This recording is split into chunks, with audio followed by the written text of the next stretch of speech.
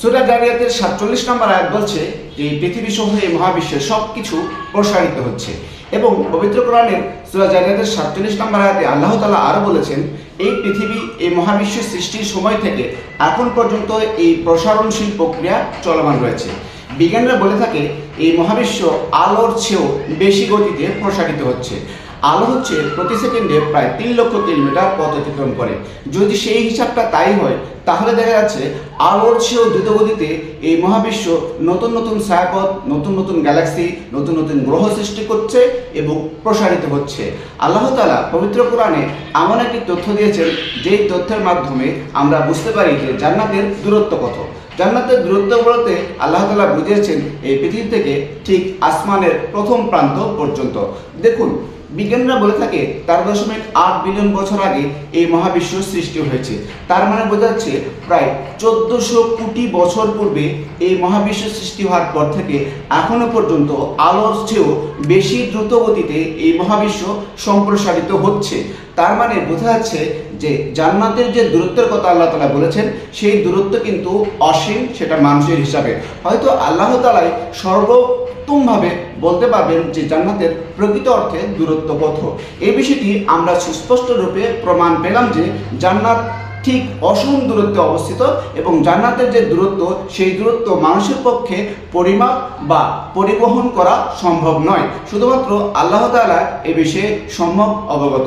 এবং আল্লাহ তাআলা সূরা জারিয়াতের ৪৭ নম্বর আয়াতে যে বর্ণনা করেছেন এই মহাবিশ্বে যে সম্প্রসারণ হচ্ছে সেই মহাবিশ্ব সম্প্রসারণ প্রক্রিয়ার মাঝে বিজ্ঞানীরা বলতেছে দুটি বিষয় কাজ করছে। একটা হচ্ছে অ্যান্টিম্যাটার এবং আরেকটা হচ্ছে ডার্ক ম্যাটার। বিজ্ঞানীরা বলে থাকে আমরা যে ভিজুয়াল মহাবিশ্ব অর্থাৎ যে ছায়াপথ, যে গ্যালাক্সি, সূর্য, তারা, নক্ষত্র, উপগ্রহগুলো দেখি সেগুলো হচ্ছে শতকরা মাত্র 5%। অর্থাৎ মানুষ যা শারীরিক চোখে, যা দূরবীনের মাধ্যমে, যা টেলিস্কোপের মাধ্যমে দেখে তা হচ্ছে এই ভিজুয়াল মহাবিশ্বের মাত্র 5%। আর বাকি হচ্ছে প্রায় 95% মানুষ দেখতে পারে না।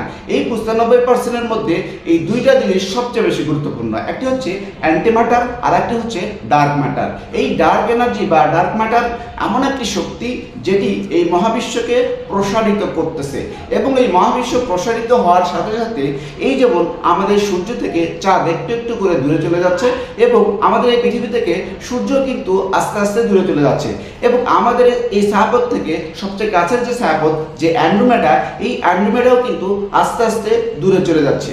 দুটি গ্যালাক্সির মধ্যে যে আন্তঃসংযোগ প্রক্রিয়া, এই সংযোগ প্রক্রিয়া হয়তো একটা সময় গিয়ে এতটা দূরত্ব অবস্থান করবে যখন একটি আর একটির সাথে কোনো ধরনের কোনো সম্পর্ক রাখতে পারবে না, বা যে অদৃশ্য মেলবন্ধনে, অদৃশ্য শক্তির বন্ধনে তার আবদ্ধ রয়েছে, এই অদৃশ্য শক্তির বন্ধনটা আস্তে আস্তে বড় হবে এবং প্রসারিত হতে থাকবে, যার ফলে দুটি গ্যালাক্সির মধ্যে কোনো সম্পর্ক থাকবে না।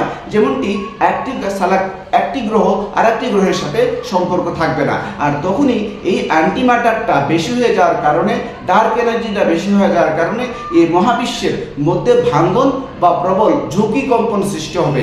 আর সেই সময়টিকে মহান রাব্বুল আলামিন পবিত্র কোরআনে বলেছেন এই মহাবিশ্ব ধ্বংসের উপক্রম হবে। এবং বিজ্ঞানীরা বলে থাকে যে এই মহাবিশ্ব একদিন ধ্বংস হবে। পবিত্র কোরআনে যেটি বলা হয়েছে ঠিক 1400 বছর আগে। আসসালামু আলাইকুম ওয়া রাহমাতুল্লাহি ওয়া বারাকাতুহু।